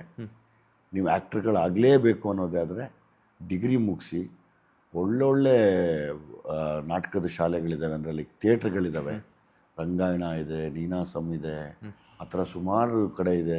ಮೈಸೂರಲ್ಲಿ ನಟನ ಇದೆ. ಆ ಥರ ಸುಮಾರು ಒಳ್ಳೆ ಎಲ್ಲಿ ನಿಮ್ಮನ್ನು ದುಡ್ಡು ಕೇಳಲ್ವೋ ಅಲ್ಲಿ ತುಂಬ ಚೆನ್ನಾಗಿ ಕಲಿಸ್ಕೊಡ್ತಾರೆ. ಆಯಿತಾ? ಅಲ್ಲಿ ಕಲ್ತ್ಕೊಳ್ಳಿ. ಮಿನಿಮಮ್ ಒಂದು 5 ವರ್ಷ ಕಲೀರಿ, ಏನೂ ಆಗಲ್ಲ. ಆಮೇಲೆ ಬನ್ನಿ, ನಿಮಗೆ ಬರಬೇಕು ಬರಬಾರ್ದು ಅಂತ ಯೋಚನೆ ಬರುತ್ತೆ. ಆಮೇಲೆ ಬಂದು ಇಲ್ಲಿ ಸೇರ್ಕೊಳ್ಳಿ. ಸುಮ್ಮನೆ ಅನ್ಯಾಯವಾಗಿ ನಿಮಗೆ ಎಡಿಟಿಂಗ್ ಹೇಳ್ಕೊಡ್ತೀನಿ, ಆ್ಯಕ್ಟಿಂಗ್ ಹೇಳ್ಕೊಡ್ತೀನಿ, ಡೈರೆಕ್ಷನ್ ಹೇಳ್ಕೊಡ್ತೀನಿ, ಲೈಟಿಂಗ್ ಹೇಳ್ಕೊಡ್ತೀನಿ, ಅದು ಇದು ಅಂತ ತುಂಬ ಜನ ಫೇಕ್ ಮಾಡ್ತಾ ಇದ್ದಾರೆ ಇವತ್ತು. ಆ ಫೇಕ್ ಮಾಡೋರ ಹತ್ರ ಹೋಗಬೇಡಿ. ಅವರೆಲ್ಲ ಸುಮ್ಮನೆ ನಿಮ್ಮ ದುಡ್ಡನ್ನ ಹಾಳು ಮಾಡ್ತಾ ಇದ್ದಾರೆ. ಪಾಪ ಎಷ್ಟೋ ಜನ ಹುಡುಗರು ಮಕ್ಕಳು ಎಲ್ಲೋ ಏನು ಮಾಡ್ತಾರೆ, ಎಲ್ಲೆಲ್ಲಿಂದನೂ ಪಾಪ ಅವ್ರ ಮನೇಲಿ ಕಷ್ಟದಲ್ಲಿ ದುಡ್ಡು ತಂದು ಸೇರ್ಕೊಂಡ್ಬಿಡ್ತವೆ, ನಾನೇನೋ ಆಗ್ಬಿಡ್ತೀನಿ ಸಿನಿಮಾಲಿ ಅಂತ. ಅಂಥವ್ರಿಗೆಲ್ಲ ಮೋಸ ಆಗ್ತಾಯಿದೆ. ಅದಾಗದೇ ಇರಲಿ ಅಂತ ನಾನು. ಅವಮಾನ ಅಪಮಾನಗಳನ್ನು ಸಾಕಷ್ಟು ಎದುರಿಸಿದಂತಹ ದುನಿಯಾ ವಿಜಯ್ ಸರ್ ಸಕ್ಸಸ್ನ ಯಾವ ರೀತಿ ತಗೊಂತಾರೆ ಅಂತ? ಸರ್, ಸಕ್ಸಸ್ ಅನ್ನೋದು ಆ ಒಂದು ದಿವಸಕ್ಕೆ ಎಂಜಾಯ್ ಮಾಡೋಕ್ಕಷ್ಟೇ. ತಿರ್ಗಾ ನೆಕ್ಸ್ಟ್ ನಾಳೆ ಏನು ಅಂತ ಹುಡುಕ್ಬೇಕು. ಅಷ್ಟೇ ಅಷ್ಟೇ ಅಷ್ಟೇ ಅಷ್ಟೇ ಜೀವನ ಎಲ್ಲ ಈಗ ಒಂದು ಸಿನಿಮಾ ಕಷ್ಟಪಡಬೇಕು, ಅದೊಂದು ಸಕ್ಸಸ್ ಆಗುತ್ತೆ, ಆ ಒಂದು ದಿವಸ ಖುಷಿ. ನೆಕ್ಸ್ಟ್ ಡೇ ಆ ಸಕ್ಸಸ್ ತಲೆಯಲ್ಲಿ ಇಟ್ಕೋಬಾರ್ದು. ನಾಳೆ ನಾನೇನು ಮಾಡ್ಬೇಕು ತಿರ್ಗಾ ಅಂತ ಯೋಚನೆ ಮಾಡಿ ಮತ್ತೆ ಕಷ್ಟಪಡೋಕ್ಕೆ ಶುರು ಆದರೆ ಅದೇ ಜೀವನದ ಸೈಕಲ್ಲು ಮುಂದೆ ಹೋಗ್ತಾ ಇರುತ್ತೆ. ಈಗ ಬ್ಯಾಕ್ ಟು ಬ್ಯಾಕ್ ಪರಭಾಷೆಗಳಲ್ಲೂ ಕೂಡ ಮಿಂಚ್ತಾ ಇದ್ದೀರಾ. ಒಂದು ಕಡೆ ಬಾಲಯ್ಯ ಬಾಬು ಜೊತೆ ಆ್ಯಕ್ಟ್ ಮಾಡ್ತಾರೆ, ಇನ್ನೊಂದು ಕಡೆ ನಯನತಾವ್ರ ಒಟ್ಟಿಗೆ ಆ್ಯಕ್ಟ್ ಮಾಡ್ತಾರೆ, ಇನ್ನೊಂದು ಕಡೆ ಪೂರಿ ಜಗನ್ನಾಥ್ ಅವರ ಡೈರೆಕ್ಷನ್ ಅಡಿಯಲ್ಲಿ ವಿಜಯ್ ಸೇತುಪತಿ ಸರ್ ಜೊತೆ ಹೆಂಗಿತ್ತು ಸರ್ ಆ ಒಂದು ಅನುಭವ? ಬಿಕಾಸ್ ಯಾಕಂತಂದರೆ ಸ್ಯಾಂಡಲ್ವುಡ್ ಸಿನಿಮಾ ರಂಗದಲ್ಲಿ ನಿಮ್ಮ ಒಂದು ಬತ್ತಳಿಕೆಯಲ್ಲಿ ಸಾಕಷ್ಟು ಜನ ಕಲಾವಿದರು ಹೇಳ್ತಾರೆ, ಇಲ್ಲ ವರ್ಕ್ ಅಂತ ಬಂದಾಗ ಆ ಮನುಷ್ಯ ರಾಕ್ಷಸ ಹಾಕ್ತಾರೆ. ಬಿಕಾಸ್ ಯಾಕಂತಂದರೆ ಪ್ರತಿಯೊಂದು ಯಾವುದೇ ಒಂದು ಕೆಲಸವನ್ನು ಕೈಗೆತ್ಕೊಂಡಾಗ ಅದು ಔಟ್ಪುಟ್ ಬರಬೇಕು ಅನ್ನೋಂಥದ್ದು. ಭೀಮಾ ಸಿನಿಮಾದಲ್ಲಿ ಸಾಕಷ್ಟು ಜನ ಕಲಾವಿದರು ಹೇಳಿರುವಂತಹ ಮಾತಿದು, ನಾನು ಅವ್ರ ಜೊತೆ ಮಾತನಾಡಿಸುವಂತಹ ಸಂದರ್ಭದಲ್ಲಿ. ಸೊ ಅವರೊಟ್ಟಿಗೆ ನೀವು ಆ್ಯಕ್ಟ್ ಮಾಡುವಂಥ ಸಂದರ್ಭದಲ್ಲಿ ಏನೆಲ್ಲ ಆಗ್ತಿತ್ತು, ಏನೆಲ್ಲ ಮಾಡ್ತಿದ್ರಿ ಅಂತ, ಹೆಂಗಿತ್ತು ಆ ಒಂದು ಅನುಭವ? ಸರ್, ಎಲ್ಲರೂ ತುಂಬ ದೊಡ್ಡ ದೊಡ್ಡ ಕಲಾವಿದರೆ ಅವರು. ಸುಂದರ್ಸಿ ಸರ್ ಆಗ್ಬೋದು, ನಯನತಾರ ಮೇಡಮ್ ಆಗ್ಬೋದು, ಈ ಕಡೆ ಪುರಿ ಜಗನ್ನಾಥ್ ಸರ್ ಆಗ್ಬೋದು, ವಿಜಯ್ ಸೇತುಪತಿ ಅವರು ಆಗ್ಬೋದು. ಎಲ್ಲರೂ ಲೈಕ್ ತುಂಬ ತುಂಬ ಪ್ರೊಫೆಷ್ನಲ್ಸ್ ಅವರೆಲ್ಲನೂ. ಸೊ ಹಂಗಾಗಿ ನನಗೆ ತುಂಬ ಖುಷಿ ಅನ್ನಿಸ್ತು. ಅಂದರೆ ನಮಗೂ ತುಂಬ ಕಲಿಬೇಕು ಅನಿಸುತ್ತೆ. ಕಲಿಯೋದು ತುಂಬ ಇದೆ, ನಾವು ಎಷ್ಟು ಕಲಿತರೂ ಸಾಲಲ್ಲ ಇಲ್ಲಿ. ಸೊ ಹಂಗಾಗಿ ಪ್ರತಿದಿನ ಕಲಿತಾ ಇರ್ತೀವಿ. ರಿತನ್ಯಾ ಅವ್ರೊಟ್ಟಿಗೆ ಆ್ಯಕ್ಟ್ ಮಾಡ್ತಿದ್ದೀರಾ. ಸೊ ಸಿಟಿ ಲೈಟ್ಸಲ್ಲಿ ಇನ್ನೋರ್ವ ಮಗಳಿಗೆ ಆ್ಯಕ್ಷನ್ ಕಟ್ ಹೇಳ್ತಾ ಇದ್ದಾರೆ. ರಿತನ್ಯಾ ಅವ್ರಿಗೆ ಯಾವಾಗ ಆ್ಯಕ್ಷನ್ ಕಟ್ ಹೇಳ್ತೀರಾ ಅಂತ ಗೊತ್ತಿಲ್ಲ. ಕತೆ ಸಿಗಬೇಕು. ಕತೆ ಸಿಕ್ಕಿದ್ರೆ ಬಿಡಲ್ಲ ಅಂದರೆ ಗೊತ್ತಿಲ್ಲ. ಹೇಗೆ ನಡೀತಿದೆ ಸರ್ ಸಿಟಿ ಲೈಟ್ಸ್ ಕೆಲಸ ಎಲ್ಲ? ಸಿಟಿ ಲೈಟ್ಸ್ ಎಲ್ಲ ಆಲ್ಮೋಸ್ಟ್ ಮುಗಿದಿದೆ. ಈ ಲ್ಯಾಂಡ್ ಲಾರ್ಡ್ಗೋಸ್ಕರ ರಿಲೀಸ್ಗೋಸ್ಕರ ಸುಮ್ಮನೆ ಇದ್ದೀನಿ. ಸಿಟಿ ಲೈಟ್ಸ್ ಎಲ್ಲವೂ ಮುಗಿದು ಲಾಸ್ಟ್ ಸುಮ್ಮನೆ ಒಂದೇ ಒಂದು ದಿವಸದ್ದು 2 ದಿವಸದ್ದು ಕೆಲಸನ ಸುಮ್ಮನೆ ಹಂಗೆ ಇಟ್ಕೊಂಡಿದ್ದೀವಿ. ಅಂದರೆ ಅದೇ ನೋಡೋಣ ಕರೆಕ್ಷನ್ ಎಂಡಲ್ಲಿ ಏನು ಬೇಕು ಅನ್ನೋದಕ್ಕೆ. ಅಷ್ಟು ಬಿಟ್ಟರೆ ಸಿಟಿ ಲೈಟ್ಸು ಕೂಡ ರೆಡಿ ಆಗಿದೆ. ಇದೆಲ್ಲ ಆದಮೇಲೆ ಸಿಟಿ ಲೈಟ್ಸ್ಗೆ ಬರ್ತೀವಿ, ರಿಲೀಸ್ ರೆಡಿ ಆಗ್ತೀವಿ. ಓಕೆ, ಈಗ ಸಾಕಷ್ಟು ಸಿನಿಮಾಗಳನ್ನು ಮಾಡಿರುವಂತಹ ಅನುಭವವನ್ನು ಹೊಂದಿರುವಂತಹ ನೀವು ಒಂದೊಂದು ಸಿನಿಮಾಗೂ ಒಂದೊಂದು ರೀತಿಯಂತಹ ಮೆಸೇಜನ್ನು ಕೊಡ್ತೀರಾ. ಮುಂದಿನ ದಿನಗಳಲ್ಲಿ ರಾಜಕೀಯದ ಒಂದನ್ನು ಕಾನ್ಸೆಪ್ಟನ್ನು ತಗೊಂಡು ಮಾಡುವಂಥ ಪ್ರಯತ್ನಗಳೇನಾದರೂ ಇದೆಯಾ ಅಂತ? ಯಾಕಂತಂದರೆ ಈಗ ರೈತರ ಬಗ್ಗೆ ಆಗಿರ್ಬೋದು ಅಥವಾ ಬೇರೆ ಥರದ್ದಾಗಿರ್ಬೋದು, ಆ ಥರ ಒಂದು ಈಗಲೇ ಹೇಳಿದ್ರಿ ನೀವು. ಇನ್ನೊಂದು ಲಾಭ ನಷ್ಟಗಳು, ಅದ್ರ ಜೊತೆಗೆ ಇನ್ನೊಂದೇನಂತಂದರೆ ಯಾವ ರೀತಿ ಜನ ಮೋಸ ಹೋಗ್ತಾರೆ, ಆ ಥರದ ಕಾನ್ಸೆಪ್ಟ್ಗಳನ್ನ ಇಟ್ಕೊಂಡು ರಾಜಕೀಯವಾಗಿ ಏನೆಲ್ಲ ಚೇಂಜಸ್ ಮಾಡಬಹುದು ಅನ್ನೋವಂಥದ್ದು. ರಾಜಕೀಯವಾಗಿ ಏನೆಲ್ಲ ಚೇಂಜಸ್ ಮಾಡ್ಬೋದು ಅಂದರೆ ಫಸ್ಟು ಎಲ್ಲರೂ ವಿದ್ಯಾವಂತರಾಗಿ ನಾವು ಯಾರಿಗೂ ಓಟ್ ಹಾಕಬೇಕು ಅಂತ ಒಂದು ಡಿಸೈಡ್ಮೆಂಟ್ ತಗೋತಾರಲ್ಲ, ಅವತ್ತೆಲ್ಲ ಚೇಂಜ್ ಮಾಡ್ಬೋದು. ಅಲ್ಲಿವರೆಗೂ ಸ್ವಲ್ಪ ಕಷ್ಟ ಆಗುತ್ತೆ. ನನಗೆ ನೀವು ಹೇಳ್ತಾ ಇದ್ರೆ ನನಗೆ ನೆಕ್ಸ್ಟ್ ಕ್ವಶನ್ ಇನ್ನು ಏನಾದ್ರು ಹೇಳ್ತಾರಾ, ಇನ್ನೊಂದು ಸ್ವಲ್ಪ ಎಕ್ಸ್ಪ್ಲೇನ್ ಮಾಡ್ತಾರಾ ಅಂತ ವೆಯ್ಟ್ ಮಾಡ್ತೀವಿ. ಬಟ್ ನೀವು ನೋಡಿದ್ರೆ ಅಲ್ಲಿಂದ ಅಲ್ಲಿಗೆ ಅಷ್ಟೇ ಸ್ಟಾಪ್ ಮಾಡ್ತೀರಾ. ಕರೆಕ್ಟ್ ಅಲ್ವಾ ಅದು? ಅಲ್ಲ, ಕರೆಕ್ಟೇ. ಬಟ್ ಇನ್ನೊಂದಷ್ಟು ಅನುಭವವನ್ನು ಹೇಳಿದಾಗ ನಾವು ನಮ್ಮಂಥ ಯೂಸ್ ಇಲ್ಲಮ್ಮ. ಈಗ ರಾಜಕೀಯದ ಮೇಲೆ ಮಾಡಬೇಕು ಅಂದರೆ ನಾನು ತುಂಬ ಇಷ್ಟಪಡೋದು ಸಮಾನತೆ. ಅದೇ ಈ ಸಿನಿಮಾಲಿ ಹೇಳ್ತೀವಿ, ಸಮಾನತೆ ಬೇಕು, ಸಮಾನತೆಯ ಸಂವಿಧಾನ ಬೇಕು ಅಂತ ಹೇಳ್ತೀವಿ. ಓಕೆ, ಅದಾದಮೇಲೆ ನೀವು ಒಬ್ಬ ರಾಜಕೀಯದ ಲೀಡ್ರನ್ನ ನಾವು ತೊಗೋಬೇಕಾದ್ರೆ ಪ್ರಾಮಾಣಿಕವಾಗಿರೋರು ಯಾರು ಅಂತ ಫಸ್ಟು ಹುಡುಕಿ ಅವ್ರಿಗೆ ನಾವು ಮತ ನೀಡಿದ್ರೆ ನಮಗೆ 100% ಒಳ್ಳೆಯದಾಗತ್ತೆ. ಎಲ್ಲೋ ಒಂದು ಕಡೆ ಯಾಮಾರಿ ನಾವು ದುಡ್ಡೇ ದೊಡ್ಡದು ಅವತ್ತು ಅಂತ ಹೇಳಿ ಅದನ್ನು ತೊಗೊಂಡು ಲೈಕ್ ಕೆಲಸ ಮಾಡದೇ ಇರೋರ್ಗೆ ಓಟ್ ಹಾಕಿದಾಗ ತಿರ್ಗಾ ಹಿಂದೆ ಹೋಗ್ತಾ ಇರುತ್ತೆ ರೇಸು. ಸೊ ಎಲ್ಲಿಗೆ ಯಾವತ್ತೂ ಎಲ್ಲ ಪ್ರಾಮಾಣಿಕವಾಗಿ ನಮಗೆ ನಾವು ಆ ಜ್ಞಾನ ಇಟ್ಕೊಂಡು ಇವ್ರನ್ನ ವೋಟ್ ಮಾಡಿ ನಿಲ್ಲಿಸಿದ್ರೆ ನಮ್ಮನ್ನು ಇವರು ಚೆನ್ನಾಗಿ ಕಾಪಾಡ್ತಾರೆ ಅಂತ ಆಸೆ ಇಟ್ಕೊಂಡು ಅವತ್ತು ಮತ ನೀಡಿ ಅವ್ರನ್ನ ತೊಗೊಂಬರ್ತೀವೋ 100% ಅವತ್ತು ನಮ್ಮ ದೇಶ ಉದ್ಧಾರ ಆಗುತ್ತೆ ಒಂದು. ಆಮೇಲೆ ಇವತ್ತು ಕೂಡ ಕೆಲವರು ಪ್ರಾಮಾಣಿಕರಿದ್ದಾರೆ, ಅದು 2 ಪಕ್ಷದಲ್ಲಿದ್ದಾರೆ, 3 ಪಕ್ಷದಲ್ಲಿದ್ದಾರೆ. ಯಾಕೆ ನಾನು ಎಲ್ಲ ನೋಡ್ತಿರ್ತೀನಿ, ಯಾರು ಏನು ಕೆಟ್ಟವರಿಲ್ಲ ಇಲ್ಲಿ.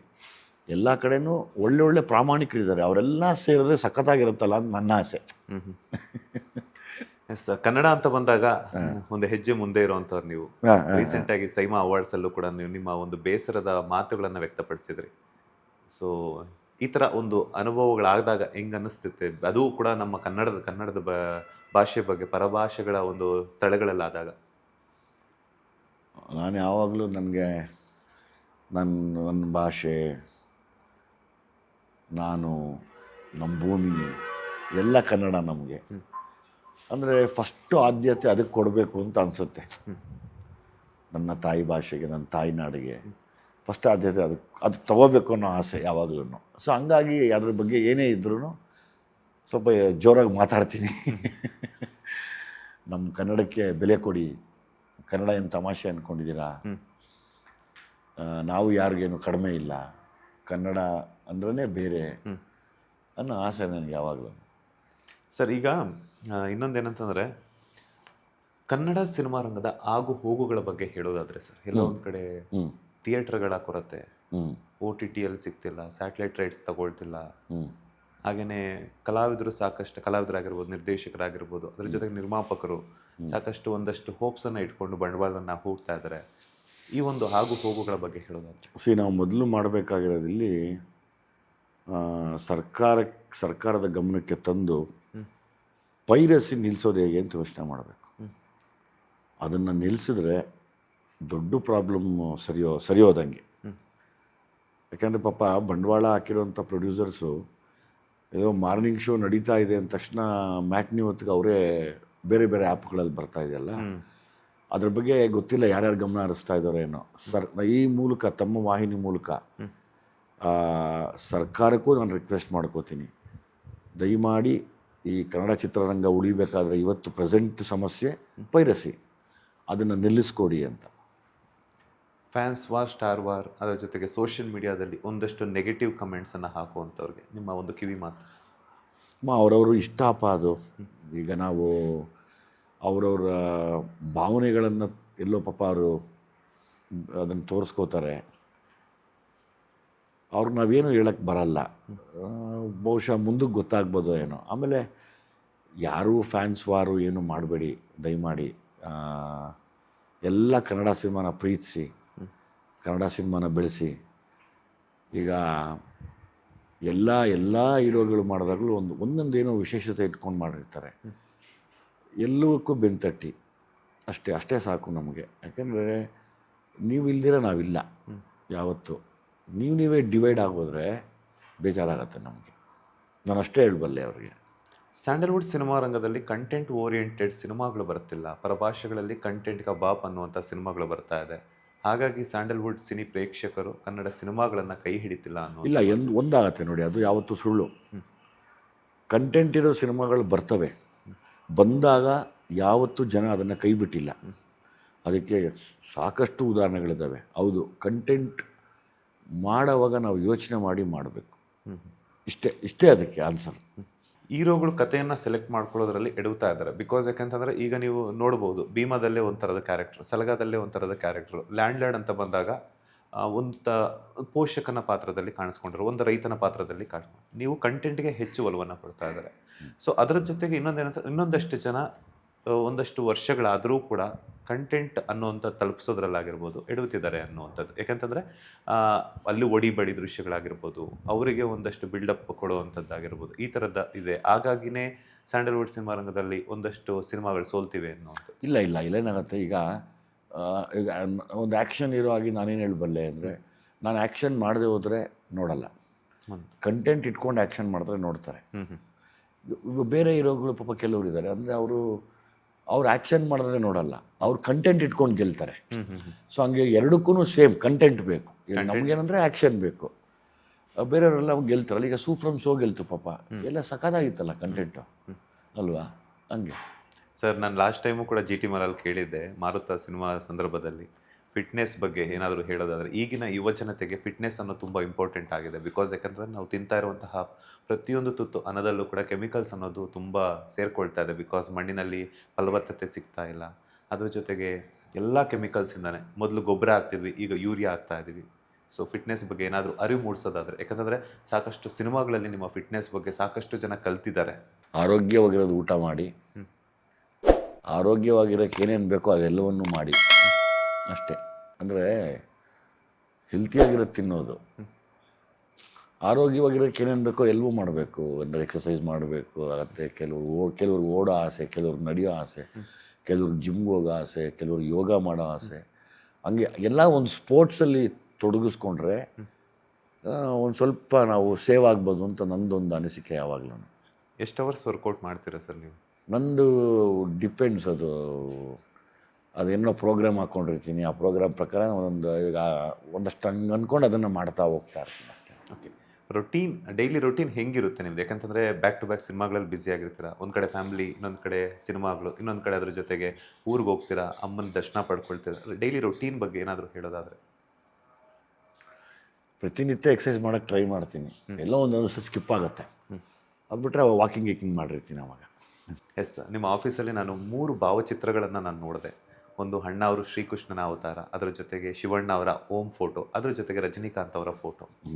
ಈ 3 ವ್ಯಕ್ತಿಗಳು ನಿಮ್ಮ ಲೈಫಲ್ಲಿ ಎಷ್ಟು ಇಂಪಾರ್ಟೆಂಟ್, ಆ್ಯಂಡ್ ಹಾಗೆಯೇ ನಿಮ್ಮ ಆಫೀಸಲ್ಲಿ ಆ 3 ಫೋಟೋಗಳಿಗೆ ಎಷ್ಟು ವಿಶೇಷತೆ ಇದೆ ಅಂತ? ಇನ್ನೊಂದಷ್ಟು ಫೋಟೋಗಳು ಬರೋದಿದೆ, ಅದನ್ನು ಹಾಕಬೇಕು, ಅದು ರೆಡಿ ಆಗ್ತಾ ಇದೆ. ಈಗ ಸದ್ಯಕ್ಕೆ ಅದು 3 ಇದೆ. ನನಗೆ ಆ್ಯಸ್ ಇಟ್ ಈಸ್ ನಿಮ್ಗೆ ಗೊತ್ತು, ಶಿವಣ್ಣ ಅಂದರೆ ಇಷ್ಟ, ಅಣ್ಣವರು ಅಂದರೆ ಇಷ್ಟ, ರಜನಿ ಸರ್ ಅಂದರೂ ಇಷ್ಟ. ಸೊ ಹಂಗಾಗಿ 3 ಆಫೀಸಲ್ಲಿ ಕೂತಾಗ ನೋಡ್ತಾ ಇರ್ತೀನಿ. ಇನ್ನೂ ಕೆಲವು ಫೋಟೋಸ್ಗಳು ಹಾಕಬೇಕು, ಅದ್ರ ತಯಾರಿ ನಡೀತಾ ಇದೆ. ಮಲ್ಟಿ ಸ್ಟಾರರ್ ಸಿನಿಮಾಗಳಂತಂದರೆ ನೀವು ಕೂಡ ನೆನಪಾಗ್ತಾರೆ. ಬಿಕಾಸ್ ಯಾಕಂದ್ರೆ ನೀವಾಗಿರ್ಬೋದು, ಡಾಲಿ ಅವರಾಗಿರ್ಬೋದು, ಎಲ್ಲ ಕೂಡ ಆ್ಯಕ್ಟ್ ಮಾಡಿರೋಂಥದ್ದು. ನಿಮ್ಮ ಮತ್ತು ಶಿವಣ್ಣ ಅವರ ಒಂದು ಕಾಂಬೋದಲ್ಲಿ ಸಿನಿಮಾ ಯಾವಾಗ ಎಕ್ಸ್ಪೆಕ್ಟ್ ಮಾಡಿ? ಅದೇ ಕತೆ ಸಿಗಬೇಕು, ಕತೆ ಸಿಕ್ಕಿದ್ರೆ ಮಾಡ್ತೀವಿ. ಅದೇ ನೀವು ಹೇಳಿದ್ರಲ್ಲ ಈಗ ಕಂಟೆಂಟ್ ಇಲ್ಲ ಅಂತ. ಸುಮ್ಮನೆ ಕಂಟೆಂಟ್ ಇಲ್ದಿರ ಮಾಡಿ ಅದು ವ್ಯರ್ಥ ಆಗೋದಕ್ಕಿಂತ ಕಂಟೆಂಟ್ ಇದ್ದು ನಾನೊಂದು ಸಣ್ಣ ಪಾತ್ರ ಮಾಡಿದ್ರು ಸಾಕು, ಕಂಟೆಂಟ್ ಗೆಲ್ಲುತ್ತೆ ಅಂದರೆ ಮಾಡಿಬಿಡ್ಬೋದು. ಕಂಟೆಂಟ್ ಇಲ್ಲದೆ ಇದ್ದಾಗ ಕಷ್ಟ ಆಗುತ್ತೆ. ಆಮೇಲೆ ಕಂಟೆಂಟ್ ಹುಡ್ಕೋದು ಕಷ್ಟ. ಅದಕ್ಕೂ ತುಂಬ ತಾಳ್ಮೆ ಬೇಕಲ್ಲ. ಹಣದ ಫೋಲ್ ಆಗ್ತಿದೆ. ಬಿಕಾಸ್ ಯಾಕಂತಂದರೆ ನೀವು ತಂದೆ ತಾಯಿಗಳು ಎಷ್ಟೊಂದು ಸೇವ್ ಮಾಡಿಬಿಟ್ಟು ಮಕ್ಕಳಿಗೆ ಕೊಡ್ತಾ ಇರ್ತಾರೆ, ಮಕ್ಕಳಿಗೆ ಹಣದ ವ್ಯಾಲ್ಯೂ ಗೊತ್ತಾಗ್ತಾ ಇಲ್ಲ. ಸೊ ಫಿನಾನ್ಷಿಯಲ್ ಅನ್ನೋದು ಅಥವಾ ಹಣ ಅನ್ನೋದು ಒಬ್ಬ ಮನುಷ್ಯನ ಜೀವನದಲ್ಲಿ ತುಂಬ ಮುಖ್ಯ ಆಗಿರುತ್ತೆ. ಸೊ ನಿಮ್ಮ ಲೈಫಲ್ಲಿ ಎಷ್ಟು ಮುಖ್ಯ ಆಗಿತ್ತು, ಹಾಗೇನೆ ಅದ್ರ ಬಗ್ಗೆ ಏನಾದರೂ ಹೇಳೋದು? ಅಲ್ಲ, ಎಲ್ಲರ ಬದುಕಲ್ಲೂ ಇವತ್ತು ಹಣ ಮುಖ್ಯ. ಮತ್ತು ಅದಕ್ಕೆ ಕಷ್ಟಪಟ್ಟು ದುಡಿಬೇಕು. ಲೈಕ್ ರಾಂಗ್ ರೂಟಲ್ಲಿ ಹಣ ಸಂಪಾದನೆ ಮಾಡಿದ್ರೆ ಅದು ನಿಲ್ಲಲ್ಲ. ಯಾಕೆಂದರೆ ನೀವು ರಾಂಗ್ ರೂಟಲ್ಲಿ ಸಂಪಾದನೆ ಮಾಡಿದಾಗ ಯಾರೋ ಬಡವ್ರಿಗೆ ಮೋಸ ಮಾಡಬೇಕಾಗತ್ತೆ. ಆ ಬಡವ್ರ ಶಾಪ ನಿಮಗೆ ತಿರುವಾಕೊಂಡು ಹೊಡೆಯುತ್ತೆ. ಸೊ ಹಂಗಾಗಿ ಏನೋ ಹೇಳ್ತಾರಲ್ಲ, ಹಂಗೆ ಕಂಡವ್ರು ದುಡ್ಡು ತಿಂದಿರ ಕಷ್ಟಪಟ್ಟು ಸಂಪಾದನೆ ಮಾಡಿ ಬದುಕಬೇಕು ಮನುಷ್ಯ. ಫೈನಲಿ ಜನವರಿ 23ಕ್ಕೆ ಲ್ಯಾಂಡ್ ಲಾರ್ಡ್ ಸಿನಿಮಾ ಕರ್ನಾಟಕದಾದ್ಯಂತ ರಿಲೀಸ್ ಆಗ್ತಾ ಇದೆ. ಕನ್ನಡಿಗರಲ್ಲಿ ಏನು ಕೇಳ್ಕೊಳ್ತೀರಾ? ಕನ್ನಡಿಗರಲ್ಲಿ ನಿಮ್ಮ ಕನ್ನಡ ಸಿನಿಮಾ 23 ಜನವರಿಗೆ ರಿಲೀಸ್ ಆಗ್ತಾ ಇದೆ, ನೋಡಿ ಆಶೀರ್ವಾದ ಮಾಡಿ ಅಂತ ಕೇಳ್ಕೊತೀನಿ. ಪರಭಾಷೆಗಳಲ್ಲೂ ಫ್ಯಾನ್ ಬೇಸ್ ಉಟ್ಕೊಂಡಿರುವಂಥ ನೀವು ಈ ಒಂದು ಸಿನಿಮಾವನ್ನು ಪರಭಾಷೆಗಳಿಗೆ ಡಬ್ ಮಾಡುವಂಥದ್ದು ರಿಲೀಸ್ ಆಗುವಂಥ? ಇಲ್ಲ, ಅದು ಆ್ಯಕ್ಚುಲಿ ಈಗ ಇಲ್ಲಿ ಮಾಡಿದ್ದೀವಿ. ಅದು ಯಾವಾಗಲೂ ಅಷ್ಟೇ, ನಾವೆಲ್ಲ ಈಗ ಪರಭಾಷೆಗೆ ಮಾಡಬೇಕು ಅನ್ನೋದು ಅದು ತನಗೆ ತಾನೇ ಮಾಡಿಸ್ಕೊಳತ್ತೆ. ಸೊ ಹಂಗಾಗಿ ಇಲ್ಲಿ ಬಂದು ಚೆನ್ನಾಗಾಗಲಿ ಅಂತ ನಾನು ದೇವ್ರನ್ನ ಕೇಳ್ಕೊತೀನಿ. Thank you sir. ನಿಮ್ಮ ಬ್ಯುಸಿಯೆಸ್ಟ್ ಸ್ಕೆಡ್ಯೂಲಲ್ಲೂ ಕೂಡ ಪೇಷನ್ಸ್ ಆಗಿ ತಂಗಾಳಿಯಲ್ಲಿ ನಿಮ್ಮ ಮನೆ ಅಂಗಳದಲ್ಲಿ ಕೂತ್ಕೊಂಡು ಪೀಸಾಗಿ ಮಾತಾಡಿದ್ದಕ್ಕೆ ಹೆಂಗೆ ಅನ್ನಿಸ್ತು ಇಂಟರ್ವ್ಯೂ? ಥ್ಯಾಂಕ್ ಯು ಕಣಪ್ಪ, ಚೆನ್ನಾಗಿ ಅನ್ನಿಸ್ತು. ನಿಮ್ಗೆಲ್ಲರಿಗೂ ಸಾರಿ, ತುಂಬ ಕಾಯಿಸ್ಬಿಟ್ಟೆ, ತುಂಬ ಹೊತ್ತು ಬಂದು ಕಾದಿದ್ದೀರಾ, ದಯಮಾಡಿ ಕ್ಷಮಿಸಿ ಎಲ್ಲರೂ. Thank you sir. ತುಂಬ ಒಳ್ಳೊಳ್ಳೆ ವಿಚಾರಗಳನ್ನ ತಿಳಿಸ್ಕೊಟ್ಟಿದ್ದೀರಾ ಪರ್ಸ್ನಲಿ. ಬಿಕಾಸ್ ಯಾಕೆಂತಂದರೆ ನೀವು ಕೂಡ ಬ್ಯುಸಿ ಆಗಿರ್ತೀರ. ಸೊ ನನಗೆ ಯಾವಾಗ ಸಿಗುತ್ತೋ ಇಲ್ಲವೋ ಗೊತ್ತಿಲ್ಲ ಮತ್ತೆ. ಸೊ ಹಾಗಾಗಿ ಕೆಲವೊಂದು ವಿಚಾರಗಳನ್ನು ನಾನು ಬೇಕು ಅಂತಲೇ ಕೇಳಿದೆ. ಬಿಕಾಸ್ ಯಾಕೆ ಅಂತಂದರೆ ಪ್ರತಿಯೊಬ್ಬರ ಜೀವನದಲ್ಲಿ ನಡೆದಿರುವಂತಹ ಒಂದಷ್ಟು ಸನ್ನಿವೇಶಗಳು ಮತ್ತಷ್ಟು ಜನರು ನಿಮ್ಮ ಇಂಟರ್ವ್ಯೂನ ನೋಡಿದಾಗ ಅವರಿಗೆ ಎಲ್ಲೋ ಒಂದು ಕಡೆ ಯಾವುದೋ ಒಂದು ವಿಚಾರ ಸ್ಫೂರ್ತಿ ಆದರೆ ಅದು ನನ್ನ ಕಡೆಯಿಂದ ಆಗಿದೆ ಅಂತಂದರೆ ನನಗೆ ಒಂದು ಹೆಮ್ಮೆಯ ವಿಚಾರ. ಗುಡ್. ಸೊ ಹಾಗಾಗಿ ಕೇಳಿದ್ದೀನಿ. ಯಾವುದಾದ್ರೂ ಮಿಸ್ ಆಗಿತ್ತು ಅಂದರೆ ದಯವಿಟ್ಟು ಕ್ಷಮಿಸಿ ಅಂತ ಕೇಳಿ. ಇಲ್ಲಮ್ಮ, ಏನು ತೊಂದರೆ ಇಲ್ಲಪ್ಪ. Thank you so much. Landlord cinema ಮೂಲಕ ಬರ್ತಾ ಇದ್ದೀರಾ 23ಕ್ಕೆ. ಬ್ಯಾಕ್ ಟು ಬ್ಯಾಕ್ ಪ್ರಾಜೆಕ್ಟ್ಗಳ ಮೂಲಕ ಬನ್ನಿ. ಇದೇ ರೀತಿ ಕನ್ನಡ ಸಿನಿ ಪ್ರೇಕ್ಷಕರನ್ನು, ಅದ್ರ ಜೊತೆಗೆ ನಿಮ್ಮ ನಟನೆಯ ಮೂಲಕ ಪರಭಾಷಾ ಸಿನಿ ಪ್ರೇಕ್ಷಕರನ್ನು ಕೂಡ ಎಂಟರ್ಟೈನ್ ಮಾಡಿ. ಒಳ್ಳೆಯದಾಗಲಿ. All the best. Thank you. ಧನ್ಯವಾದ. ಇದಾಗಿತ್ತು ನಮ್ಮ ನಿಮ್ಮೆಲ್ಲರ ಪ್ರೀತಿಯ ಸ್ಯಾಂಡಲ್ವುಡ್ ಸಲಗ ಬ್ಲ್ಯಾಕ್ ಕೋಬ್ರಾ, ಸ್ಯಾಂಡಲ್ವುಡ್ನ ಭೀಮಾ. ಸೊ ಹೀಗೆ ಹಲವಾರು ಬಿರುದುಗಳನ್ನು ಪಡೆದುಕೊಂಡು ಬ್ಯಾಕ್ ಟು ಬ್ಯಾಕ್ ಸಿನಿಮಾಗಳಲ್ಲಿ ಬ್ಯುಸಿ ಆಗ್ತಾ ಇರುವಂತಹ, ಆಲ್ರೆಡಿ ಬ್ಯುಸಿಯಾಗಿ ಮಿಂಚ್ತಾ ಇರುವಂತಹ ನಮ್ಮ ನಿಮ್ಮೆಲ್ಲರ ಪ್ರೀತಿಯ ದುನಿಯಾ ವಿಜಯ್ ಅವರ ಸ್ಪೆಷಲ್ ಇಂಟರ್ವ್ಯೂ, ಮತ್ತಷ್ಟು ಇಂಟ್ರೆಸ್ಟಿಂಗ್ ಇಂಟರ್ವ್ಯೂಸೊಂದಿಗೆ ಮತ್ತೆ ಸಿಗ್ತೀನಿ. ಅಲ್ಲಿವರೆಗೂ ನೋಡ್ತಾನೆ ಇರಿ ಬಾಸ್ ಟಿವಿ ಕನ್ನಡ. ಧನ್ಯವಾದಗಳು. ಲೇಟೆಸ್ಟ್ ಹಾಗೂ ಇಂಟ್ರೆಸ್ಟಿಂಗ್ ಸುದ್ದಿಗಳಿಗಾಗಿ ಬಾಸ್ ಟಿವಿ ಕನ್ನಡ ಚಾನೆಲ್ನ ಸಬ್ಸ್ಕ್ರೈಬ್ ಮಾಡಿ. ಹಾಗೆಯೇ ಬೆಲ್ ಐಕಾನ್ ಪ್ರೆಸ್ ಮಾಡಿ. ಇದರ ಜೊತೆಗೆ ಫೇಸ್ಬುಕ್, ಇನ್ಸ್ಟಾಗ್ರಾಮ್, ಎಕ್ಸ್ನಲ್ಲೂ ಮಿಸ್ ಮಾಡದೆ ಫಾಲೋ ಮಾಡಿ.